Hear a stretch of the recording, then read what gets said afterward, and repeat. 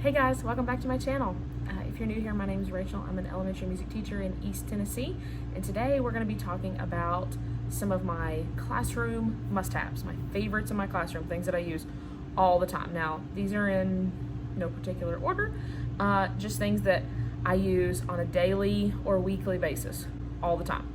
So my first one, and I will insert some video right here, my first must-have is a teacher toolbox. Now I'm sure that you guys know what this is and you've seen these before, but mine is a absolute must-have. I just made a new one this year with a kind of a rainbow design, and I'm really excited about it. It's bigger than the one that I had in the past, which is great because I keep all kinds of stuff in here.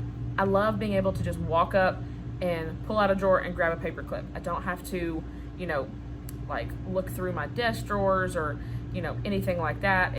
I know exactly where everything is. The one I have has some smaller drawers and then some bigger drawers. It's one of my favorite things in my classroom. My next must-have are lamps.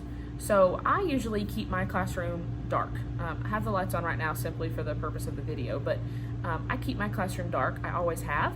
I feel that it's more calming for my kids and for me as well. And so when my classroom lights are off, I have lamps kind of around the corners of the classroom. I also have some lights that are strung kind of above my desk that give my desk a little more light so that I can see my lesson plans and stuff like that. But my kids really seem to enjoy it. If they ever come in to my class and I haven't turned the lamps on and gotten the overhead lights off, they always say, can we turn the lights off? It's too bright in here. Can we turn the lights off? Lamps are an essential for me. I've used them in every classroom that I've ever had, and I will probably continue to use them. My next must-have is, maybe this is, I was gonna say this is a little different, but maybe it's not. I have what I call my brain with me at all times. It's just a little journal. I found this Ray Dunn one at TJ Maxx, no, Marshall's. Found it at Marshall's. And it just has lined paper on the inside, and this stays with me at all times. It's basically just a place for me to keep running lists of things. If I have a meeting that I need to go to, then I take this with me. If there's an idea that I have, I just jot it down. I've even put grocery lists in here before. It's mainly for school, but I've definitely used it for other things, just if I have it handy. But I have this on my desk at all times. It travels back and forth with me to school every day in my backpack. And I keep it on my desk all the time. And anytime I think of something, I just jot it down real quick. Copy worksheets or send this email. Like today, I had to ask off for a personal day. So I jotted that down real quick. And then when I get it done, I like to highlight things instead of crossing them out. I feel like it looks cleaner, plus I can, it's just kind of a little bit of gratification for me because I can actually see what I've accomplished if I just highlight it instead of crossing it out. So this little journal, or my brain, that's what my mom used to call it, was her brain, the little notebook that she kept with her all the time. So this stays with me at all times. And my next classroom must-have, and I'm sure you will all agree with me when I say this one, is Astrobrites. I love Astrobrites. I put lots of my stations on Astrobrites. The first school that I started at, wow, that was 7 years ago, we did not have access to any sort of color printing, and I didn't have a printer at home at that time. So all the printing that I did at school was black and white. So I started using Astrobrites to put my stations and anything like that, letters to send home, stuff like that on Astrobrites, because first of all, I could use black ink and that's it. But it also made them stand out a little more, and I've continued to do that. So Astrobrites are an essential for me because I think it just makes things pop and it makes them a little more interesting. For example, these are a freebie in my TPT store. We use them to write rhythms on or use Play-Doh to make beats, things like that. And I just think they're a little more exciting when they're with Astrobrites. So going along this same line, my next classroom must-have is my laminator. And I'll put a picture of it right here or a video because it's packed away over here. But I have a Scotch laminator. I got it years ago I think I got it on Amazon, but I know they have them at Target as well. And then I use the Scotch laminating sheets as well. I love those laminating sheets because they're thicker than the lamination I have here at school. And so I think that they hold up a little better with my kids using them every day. So my laminator is something that I use constantly. I laminate most things in my classroom just because they'll last longer.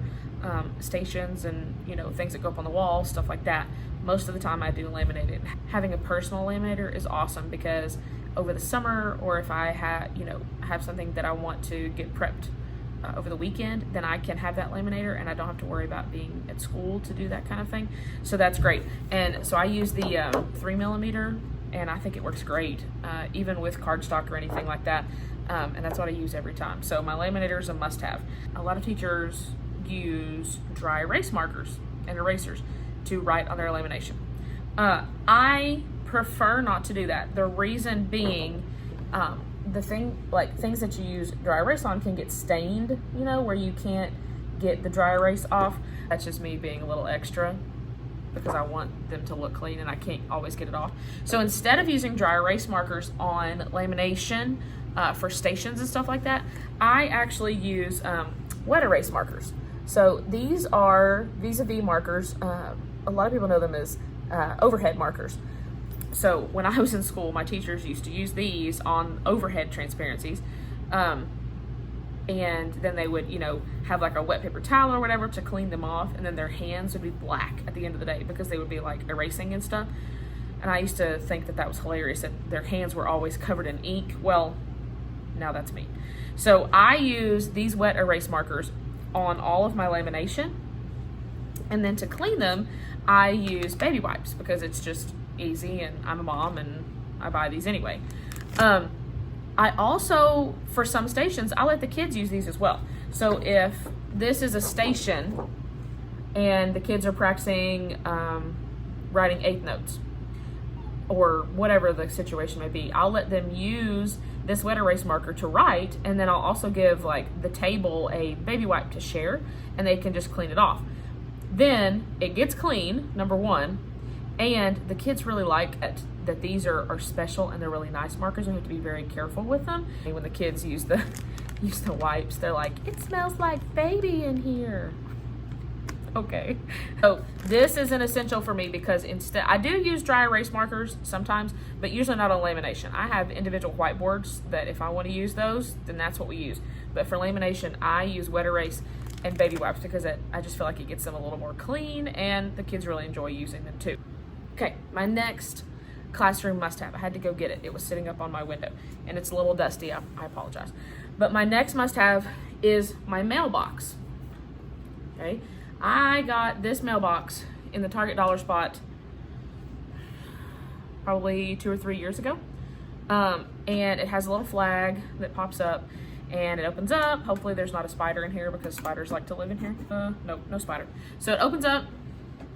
I leave this, I have a gigantic window in my classroom and I leave this sitting up on the windowsill, and anytime my kids have something for me, they can put it in this mailbox. Now that can be money that they have to turn in, like for recorders or t-shirts. We do bucket filler Friday in our school, so kids will write bucket fillers, nice things, compliments to their friends, to other teachers, things like that. So if I'm not in my classroom, they can go in here. That could just be if they drew me a picture or they have a fun note that they want to send me, it could go in this mailbox. Everything goes in this mailbox. The kids' favorite part is that when they put something in the mailbox, they get to put the flag up. So we talk about how I know that there's mail if the flag is up, but if the flag is down, then I don't check the mailbox.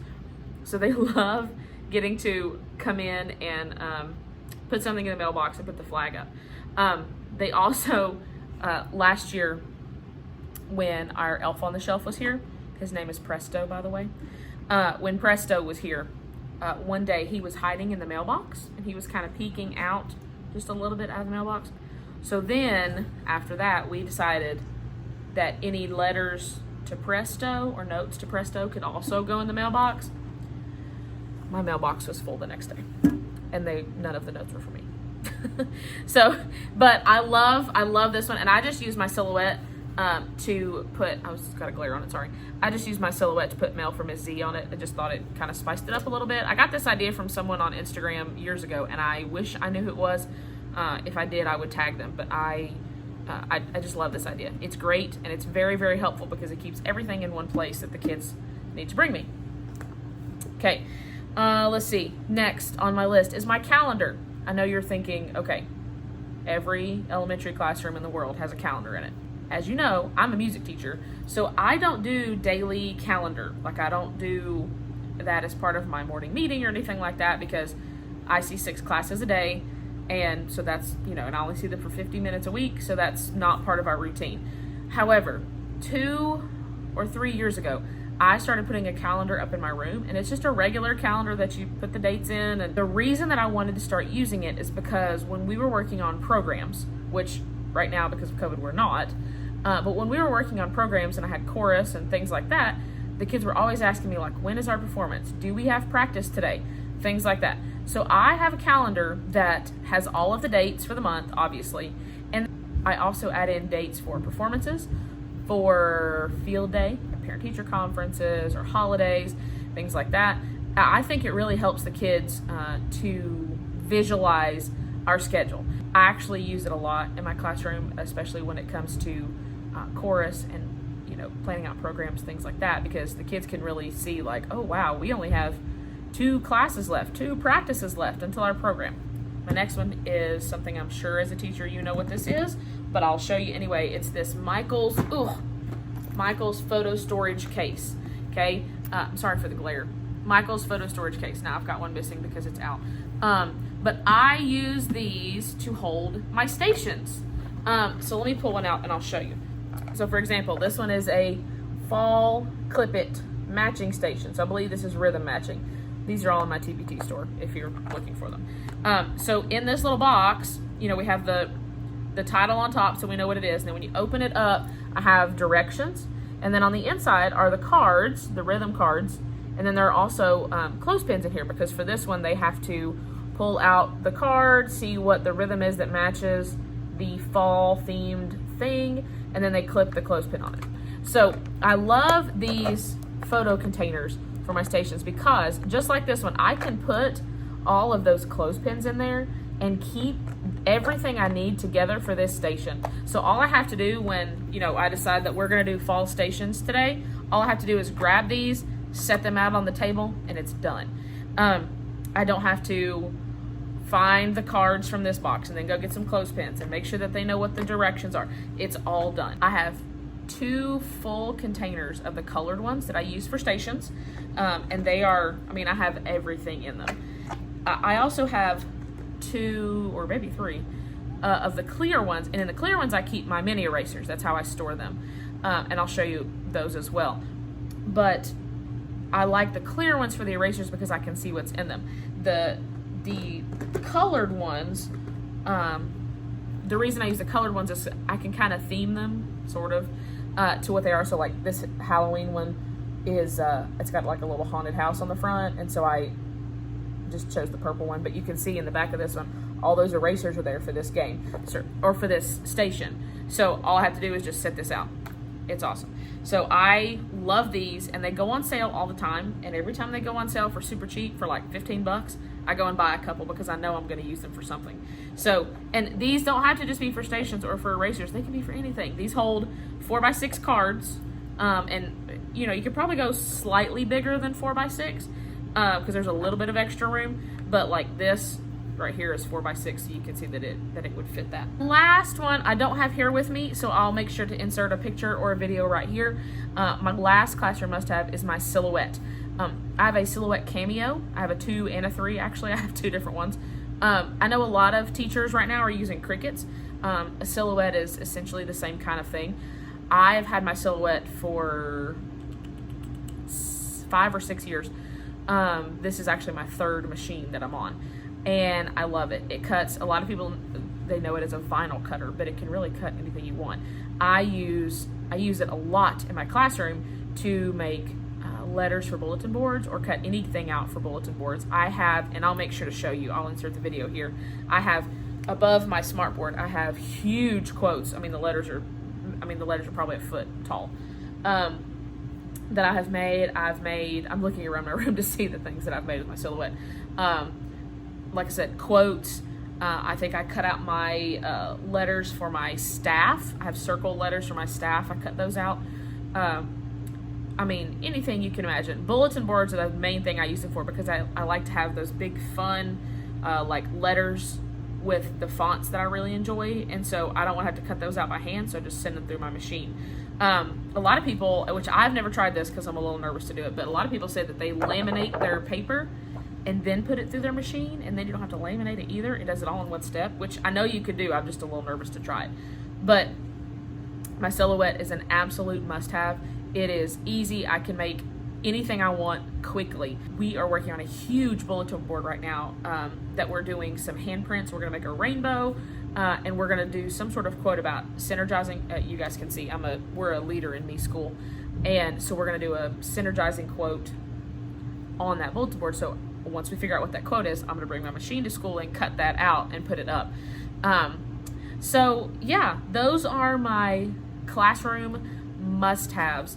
And as a bonus, I'll say this since it's hanging around my neck, as a 2020 bonus thing, if you do not have a lanyard for your mask, you're missing out, okay? 2020, that's where we are at in our lives right now. I really hope you enjoyed this video. Make sure and follow me on Instagram, because I always have a lot going on over there in my stories and on my feed. Make sure to give this video a thumbs up if you enjoyed it, and make sure and subscribe and hit that notification bell so you can get all of the notifications for my new videos, and I'll see you in the next one. Bye guys.